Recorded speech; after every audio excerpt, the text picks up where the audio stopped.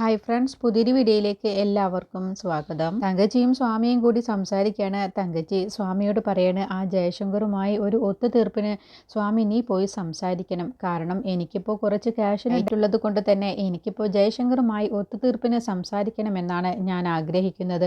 അത് സ്വാമി ഒന്ന് പോയി സംസാരിക്കണം. ഇനിയിപ്പോൾ കേസ് ഇപ്പോൾ എത്ര കാലം എടുക്കുമെന്നൊന്നും പറയാൻ കഴിയില്ല. അതുകൊണ്ട് ഒത്തുതീർപ്പോട് കൂടിയിട്ട് കേസ് പിൻവലിക്കാനും സ്വാമി ജയശങ്കറിനോട് പറയണം. അതാവുമ്പോൾ അയാൾക്ക് കൂടി നല്ലതല്ലേ. അപ്പോൾ സ്വാമി പറയണ, ഞാൻ എന്തായാലും സംസാരിക്കാം, പക്ഷേ നിരഞ്ജനോടും അക്ഷരയോടും എന്തായാലും ജയശങ്കർ സാർ ഇതിനെക്കുറിച്ച് പറയും.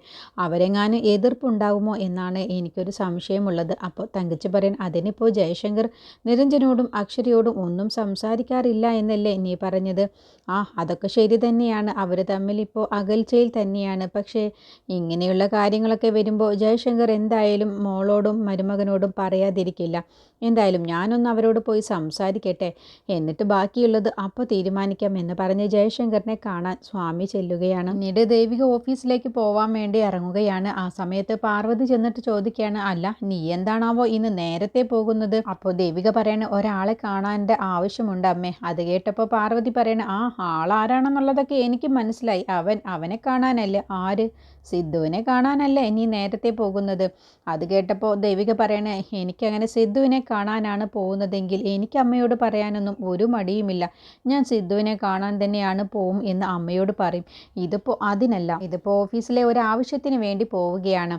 അത് കേട്ടപ്പോൾ പാർവതി പറയണേ, പാവം ചന്ദ്ര. എന്താ പറഞ്ഞത് അമ്മ? പാവം ചന്ദ്ര എന്നോ? എന്താ അമ്മ ഇങ്ങനെ നെഗറ്റീവ് പറയുന്നത്?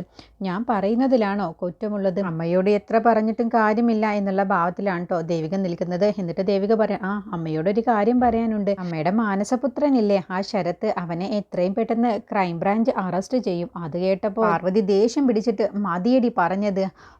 അമ്മയ്ക്ക് കൊണ്ടല്ലേ ഇതുപോലെ തന്നെയാണ് മറ്റുള്ളവർക്കും ഇങ്ങനെയൊക്കെ പറയുമ്പോൾ കൊള്ളുന്നത്. അതിരിക്കട്ടെ, ആ പ്രഭാവതി എപ്പോഴാണ് പോകുന്നത് ആവോ? എനിക്കറിയില്ല. എന്താ അമ്മ അങ്ങനെ പറയുന്നത്? അതൊക്കെ അറിഞ്ഞിരിക്കണ്ടേ?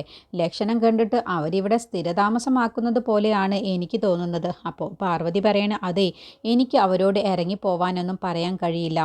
അമ്മ പറയണ്ട, ഞാൻ പറയാലോ. എനിക്ക് പറയാൻ ഒരു മടിയുമില്ല. ഞാനൊരു പൂ പറിക്കുന്ന ലാഘവത്തോടു കൂടി അവരെ ഇവിടെ നിന്ന് പറഞ്ഞു വിട്ടോളാം. പ്രേമേച്ചി ഇവിടെ വന്ന് നിൽക്കുന്ന സമയത്ത് എന്തായിരുന്നു ഇവിടുത്തെ പുകില്? അതുപോലെ പെരുമാറാനേ എനിക്കും അറിയാം പ്രഭാവതിയോട്. ഞാനിപ്പോൾ കാണിച്ചു തരാം എന്ന് പറഞ്ഞ് ദേവിക്ക് അങ്ങ് പോവുകയാണ്. പിന്നീട് പ്രഭാവതിയും മുത്തശ്ശിയും കൂടി സംസാരിക്കുകയാണ്. അപ്പോൾ പ്രഭാവതി മുത്തശ്ശിയോട് ചോദിക്കുകയാണ്, അല്ല നിത്യ കല്യാണത്തിന് സമ്മതിച്ചോ എന്ന് ചോദിക്കുമ്പോൾ, നിത്യ ഇതുവരെയും സമ്മതിച്ചിട്ടൊന്നുമില്ല. അത് നിത്യയെ കുറ്റം പറഞ്ഞിട്ട് കാര്യമില്ലല്ലോ. താലി കെട്ടാൻ ഒരുങ്ങുന്ന സമയത്തല്ലേ പോലീസ് വന്ന് അറസ്റ്റ് ചെയ്ത് കൊണ്ടുപോയത്. ആ ഒരു പേടിയും ടെൻഷനൊക്കെ ഇപ്പോഴും അവളുടെ മനസ്സിലുണ്ട്. അതൊക്കെ മാറ്റിയെടുക്കണം. പിന്നെ നിത്യ ഇങ്ങനെ പെരുമാറുന്നതിൻ്റെ കാരണക്കാരി കൂടി ആ ദേവികയാണ്. എന്താണ് അവളുടെ ഒരു അഹങ്കാരം? അവളുടെ പേരിലല്ലേ ഇപ്പോൾ ഈ വീടും സ്ഥലവും ഉള്ളത്. അതിൻ്റെ ഒരു അഹങ്കാരം കൂടി അവൾ കാണിക്കുന്നുണ്ട്. ഇവിടെ നിന്നും ഇറങ്ങിപ്പോയി മറ്റെവിടേക്കെങ്കിലും പോകണമെങ്കിൽ വേറെ വീടും സ്ഥലവും ഒന്നും ഇല്ലല്ലോ. അതുകൊണ്ട് എല്ലാം സഹിക്കേണ്ടി വരികയാണ്. അപ്പോൾ പ്രഭാവതി ചോദിക്കാൻ, അല്ല മുത്തശ്ശിയുടെ പേരിലുള്ള സ്ഥലം എന്തായി? പിന്നെ ആധാരം ബാങ്കിലിരിക്കല്ലേ, അതിൻ്റെ പേരിലുള്ള കടം തീർക്കാതെ എങ്ങനെയാണ് ആധാരം കിട്ടുക? പിന്നെ ആകെ ഉള്ള ഒരു സമാധാനം നിത്യയുടെയും ശരത്തിൻ്റെയും കല്യാണമാണ്. എങ്ങനെയെങ്കിലും നിത്യയെ കൊണ്ട് ഈ വിവാഹത്തിന് സമ്മതിപ്പിക്കണം. വിവാഹം കഴിഞ്ഞാൽ പിന്നെ മറ്റൊരു വാടക വീട്ടിലേക്ക് താമസം മാറാം എന്നുള്ളത് ശരത്തുമോൻ പറഞ്ഞിട്ടുണ്ട്. അപ്പോൾ പ്രഭാവതി, അങ്ങനെ അവൻ പറഞ്ഞു? അതെ, അവൻ പറഞ്ഞു. ഓനൊരു വീട് വാടകയ്ക്ക് എടുത്താൽ നമുക്ക് എല്ലാവർക്കും പിന്നെ അവിടേക്ക് പോവാമല്ലോ. അത് കേട്ടപ്പോൾ പ്രഭാവതി പറയണ, അതിന് എന്തിനാ വാടകയ്ക്ക് എടുക്കുന്നത്? നമുക്ക് എല്ലാവർക്കും കൂടി കല്യാണം കഴിഞ്ഞാൽ നേരെ ദുബായിലേക്ക് പോവാമല്ലോ. അവിടെ എൻ്റെ ഫ്ലാറ്റ് കിടക്കുന്നുണ്ടല്ലോ. അത് കേട്ടപ്പോൾ മുത്തശ്ശിക്ക് നല്ല സന്തോഷമാവാൻ കേട്ടോ. അപ്പോൾ മുത്തശ്ശി, അത് മതി എന്ന് പറഞ്ഞപ്പോൾ പ്രഭാവതി പരിഹസിച്ചുകൊണ്ട്, കഷ്ടം തന്നെ ഇവരുടെയൊക്കെ കാര്യം എന്നിങ്ങനെ മനസ്സിൽ ചിന്തിച്ചുകൊണ്ട് കഷ്ടം എന്നങ്ങ് പറഞ്ഞതോടെ, അതെന്താ അങ്ങനെ പറഞ്ഞത്? അല്ല, എൻ്റെ ഫ്ലാറ്റിൽ ബാൽക്കണിയിൽ ഞാൻ കുറച്ച് പച്ചക്കറികളൊക്കെ നട്ടിരുന്നു. അതിനിപ്പോൾ വെള്ളം ഒഴിക്കാത്തത് കൊണ്ട് അതൊക്കെ അങ്ങ് ഇല്ലാതായി തുടങ്ങിയിട്ടുണ്ടാവും. അതിനെക്കുറിച്ച് പറഞ്ഞിട്ടാണ് ഞാൻ കഷ്ടം എന്ന് പറഞ്ഞത്. അതിന് പ്രഭമോളെ, അവിടെ ജോലിക്കാരി ഇല്ലേ? ജോലിക്കാരിക്ക് എങ്ങനെയാണ് നമ്മുടെ വീടിൻ്റെ ചാവിയൊക്കെ കൊടുക്കുക? അതിൽ നിറയെ വിലപിടിപ്പുള്ള സാധനങ്ങളൊക്കെ ഉള്ളതല്ലേ.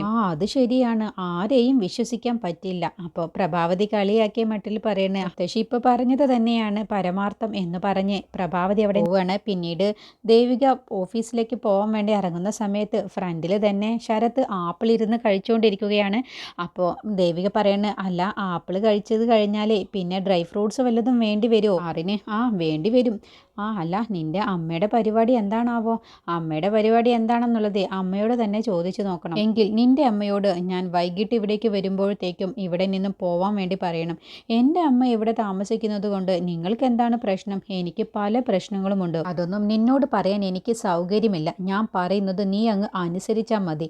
അത് കേട്ടപ്പോൾ ശരത്ത്, എനിക്ക് മനസ്സില്ലടി അനുസരിക്കാൻ. നീ കൂടുതൽ അഹങ്കരിക്കേണ്ടടി. മതിയടി, ഒന്ന് നിർത്തിയേക്ക്. നീ കൂടുതൽ അഹങ്കരിച്ചാലേ സ്തുതി പോയിടത്തേക്ക് നിന്നെയും പറഞ്ഞു വിടും. അത് കേട്ടപ്പോൾ ദേവികയ്ക്ക് അങ്ങ് ദേഷ്യം പിടിക്കുകയാണ്. എന്നാ നീ അതൊന്ന് ചെയ്ത് കാണിക്കടാ. പല തവണയായി നീ എന്നെ ഭീഷണിപ്പെടുത്തുന്നു.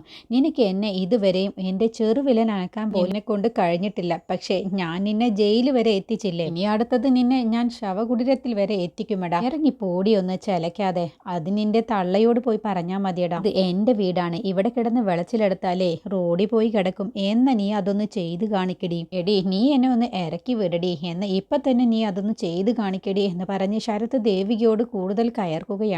അപ്പോൾ ആ ഒരു ബഹളം കേട്ടിട്ടാണ് പാർവതി പുറത്തേക്ക് വരുന്നത്. എന്താണ് ഇവിടെ, എന്താണ് പ്രശ്നം? വെറുതെ എൻ്റെ മെക്കിട്ട് കയറാൻ വരികയാണ് അമ്മ. അപ്പോൾ ദേവിക പറയണ, ഞാൻ വൈകിട്ട് ഇവിടേക്ക് വരുമ്പോഴത്തേക്കും ഇവൻ്റെ അമ്മ ഇവിടെ നിന്നും പോയിട്ടുണ്ടാവണം. അമ്മ അതൊന്ന് ശ്രദ്ധിക്കണം. അത് കേട്ടപ്പോൾ പാർവതി, ഞാൻ നിന്റെ ജോലിക്കാരിയൊന്നുമല്ല, ഞാനതൊക്കെ അനുസരിക്കാൻ. എനിക്ക് ഇവിടെ പ്രഭാവതി നിൽക്കുന്നത് ഇഷ്ടമല്ലെങ്കിൽ നീ ഇറക്കി വിട്ടോ.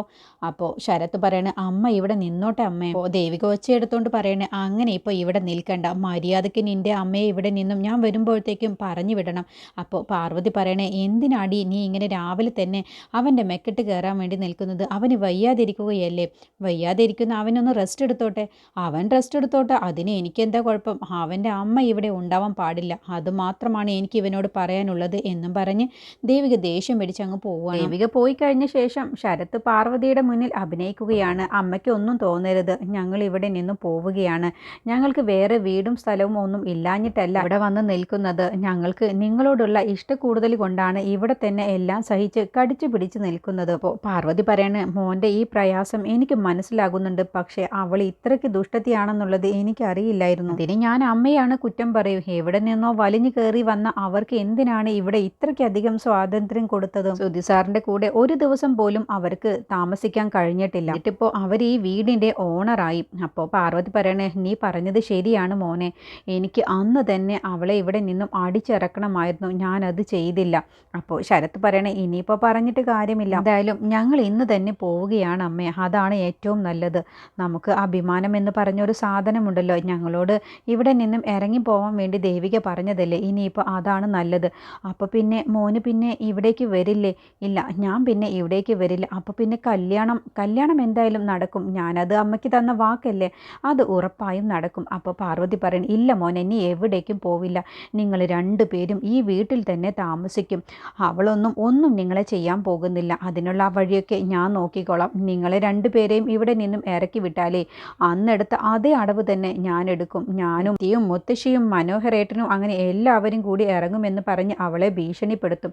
അപ്പോൾ ശരത്ത് പറയണ, അങ്ങനെ ഭീഷണിപ്പെടുത്തിയിട്ടൊക്കെ ഇവിടെ നിൽക്കേണ്ട ആവശ്യമുണ്ടോ അമ്മേ? ആവശ്യമുണ്ട്. അവളല്ല ഈ വീടിൻ്റെ അവകാശി, ഞാനാണ്. മനോഹരേട്ടൻ ഒന്ന് എണീക്കട്ടെ, എന്നിട്ട് വേണം അവളുടെ പേരിൽ എഴുതി കൊടുത്ത ഈ വീടും സ്ഥലവും തിരിച്ച് എൻ്റെ പേരിലേക്ക് എഴുതി വാങ്ങിക്കാൻ. അമ്മയുടെ ഈ സ്നേഹത്തിൻ്റെ മുന്നിലാണ് ഞാൻ തോറ്റു പോകുന്നത്. എന്തായാലും അമ്മ ഇത്തവണ പറയുന്നത് കൊണ്ട് മാത്രമാണ് ഞാനിവിടെ നിൽക്കാൻ തീരുമാനിക്കുന്നത്. ഇനി അവരുടെ ഭാഗത്ത് നിന്നും ഇങ്ങനെ ഒരു അപമാനിക്കൽ ഉണ്ടായിക്കഴിഞ്ഞാൽ പിന്നെ അമ്മേ, ഞങ്ങൾ ഇവിടെ ഒരു നിമിഷം പോലും നിൽക്കില്ല. ഞങ്ങൾ അപ്പം തന്നെ ഇറങ്ങിപ്പോവും. അപ്പോൾ പാർവതി പറഞ്ഞു, ഇല്ല മോനെ, അങ്ങനെ ഒരു കാര്യം ഇനി അവളുടെ ഭാഗത്ത് നിന്നും ഉണ്ടാവില്ല. അതിന് എന്താണ് ചെയ്യേണ്ടത് എന്നുള്ളതൊക്കെ എനിക്കറിയാം. ഞാനത് ചെയ്തുകൊണ്ട് മോന് ധൈര്യമായിട്ട് ഇരിക്കുക എന്ന് പറഞ്ഞുകൊണ്ടാണ് പാർവതി അവിടെ നിന്ന് എണീറ്റ് പോകുന്നത്. അപ്പോൾ ശരത്ത് മനസ്സുകൊണ്ട് സന്തോഷിക്കുകയാണ്. ഇവരെ ഇങ്ങനെ ഒരു പൊട്ടിക്കാളി ആയതുകൊണ്ട് തന്നെ ഞാൻ ഉദ്ദേശിച്ചതുപോലെ കാര്യങ്ങളൊക്കെ നടക്കുന്നുണ്ട് എന്നുള്ള ഭാവത്തിൽ. പിന്നീട് ജയശങ്കറിൻ്റെ അടുത്തേക്ക് സ്വാമി വന്ന് തങ്കച്ചി പറഞ്ഞ കാര്യങ്ങൾ പറയാണ്. ഒത്തുതീർപ്പിന് തങ്കച്ചി തയ്യാറാണ് എന്ന് പറഞ്ഞപ്പോൾ ജയശങ്കർ പറയാണ്, എന്തായാലും ഹോസ്പിറ്റൽ വിട്ട് കൊടുത്തിട്ടുള്ള ഒത്തുതീർപ്പിനൊന്നും ഞാൻ സമ്മതിക്കില്ല. അവരുടെ ഡിമാൻഡ് എന്തൊക്കെയാണ് അതൊന്നും പറഞ്ഞില്ല. ആദ്യം ഇങ്ങനെയാണ് സംസാരിക്കാൻ പറഞ്ഞത്. എന്തായാലും ഞാൻ മോളോടും മരുമകനോടൊന്ന് സംസാരിക്കട്ടെ. അതൊക്കെ വേണോ സാറേ? വേണം. നിരഞ്ജനോടും അക്ഷരയോടും ഇതിനെക്കുറിച്ചൊക്കെ സംസാരിക്കണം. കാരണം അവർ ഈ കേസിൻ്റെ പിറകിലൊക്കെ അവരാണ് ആദ്യം തന്നെ മുൻപന്തിയിൽ നിന്നത്. അതുകൊണ്ട് അവരോട് സംസാരിക്കാതിരിക്കാനൊന്നും കഴിയില്ല. അത് കേട്ടപ്പോൾ സ്വാമിക്ക് ഒട്ടും തന്നെ ഇഷ്ടപ്പെടുന്നില്ല. അങ്ങനെ സ്വാമിയോട് ചോദിക്കുക, അല്ല എന്താ പതിവില്ലാതെ സ്വാമിക്ക് ഇഷ്ടപ്പെടാത്ത മുഖഭാവമാണല്ലോ? അല്ല, വേറെ ഒന്നും കൊണ്ടല്ല. അല്ല സ്വാമി, ഞാൻ പറയുന്നതാണ് ശരി. അക്ഷരയോടും നിരഞ്ജനോടും പറയണം. അല്ലാതെ ഇങ്ങനെ ഒരു കാര്യം ഞാൻ തീരുമാനമെടുക്കില്ല. അപ്പോൾ സ്വാമി പറയണേ എങ്കിൽ ഞാൻ പോയി സംസാരിക്കാം എന്ന് പറഞ്ഞ് അക്ഷരയുടെ അടുത്തേക്കും നിരഞ്ജൻ്റെ അടുത്തേക്കും സ്വാമി ചെല്ലണം. എന്നിട്ട് കാര്യങ്ങളൊക്കെ പറയണേ. അപ്പോൾ അക്ഷര പറയണേ, ഒരു തരത്തിലും തങ്കച്ചിയുമായിട്ട് കോംപ്രമൈസിന് ഞങ്ങളില്ല.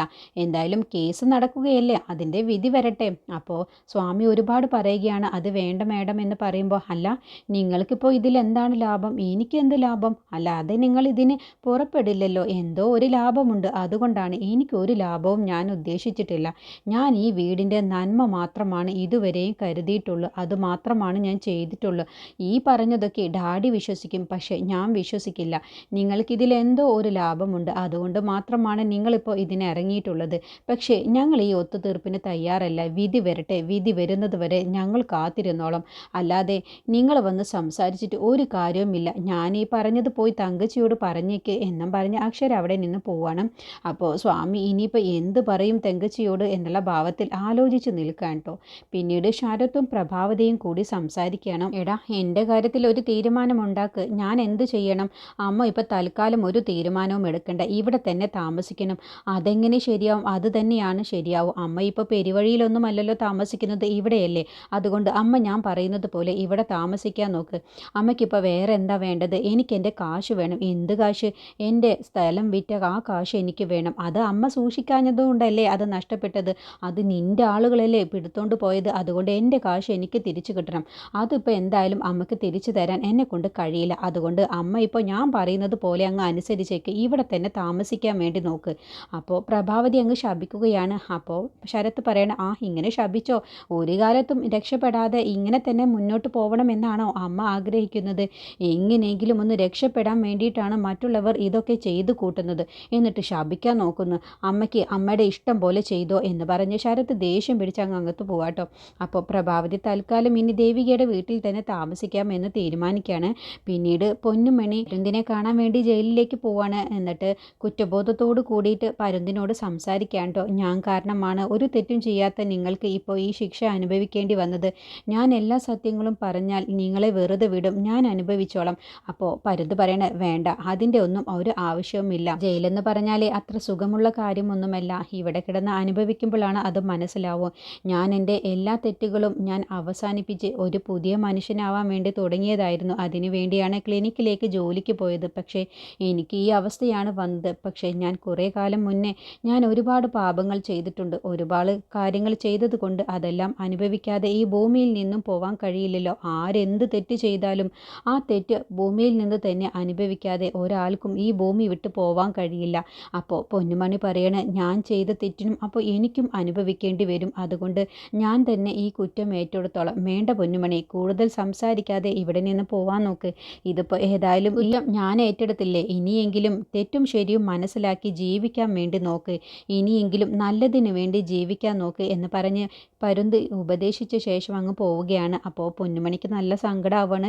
പൊന്നുമണി ചെറുതായിട്ട് കരയുന്നുണ്ട്. പരുന്തിന് ഇങ്ങനെ ഒരു അവസ്ഥ വന്നത് ഞാൻ കാരണമല്ലോ എന്നല്ല കുറ്റബോധത്തോടു കൂടിയാണ് പോകുന്നത്. പിന്നെ പരുന്തിനോട് തൊഴുതുകൊണ്ട് മാപ്പ് ചോദിക്കുകയാണ് പൊന്നുമണി.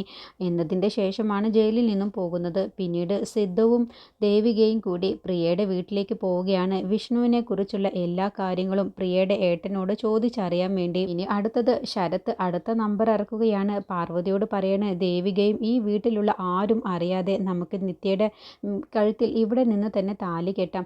അത് ഇവിടെ നിന്നോ? അതെ, ഈ വീട്ടിൽ വെച്ച് തന്നെ നിത്യയുടെ കഴുത്തിൽ ഞാൻ താലി കെട്ടിക്കോളാം.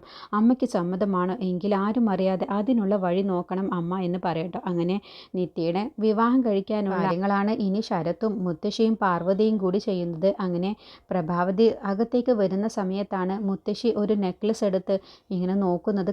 ഇതെന്ത് പറ്റി, ഇവരിപ്പോൾ എന്താ ഈ മാലയൊക്കെ എടുത്ത് നോക്കുന്നത് എന്നുള്ള ഭാവത്തിലിട്ട്. അങ്ങനെ പ്രഭാവതി മുത്തശ്ശിയുടെ അടുത്തേക്ക് ചെല്ലാട്ടോ. അപ്പോൾ മുത്തശ്ശി ഇനി പറയുകയാണ്, ശരത്തിൻ്റെയും നിത്യയുടെയും വിവാഹം ഈ വീട്ടിൽ വെച്ച് നടത്തുകയാണ് ദേവിക അറിയാതെ. അതിനുള്ള കാര്യങ്ങളാണ് ചെയ്യുന്നത് എന്ന് കേട്ടപ്പോൾ പ്രഭാവതി ഇത് എത്രയും പെട്ടെന്ന് ദേവികയെ അറിയിക്കണം എന്ന് മനസ്സിൽ തീരുമാനിക്കുകയാണ് കേട്ടോ.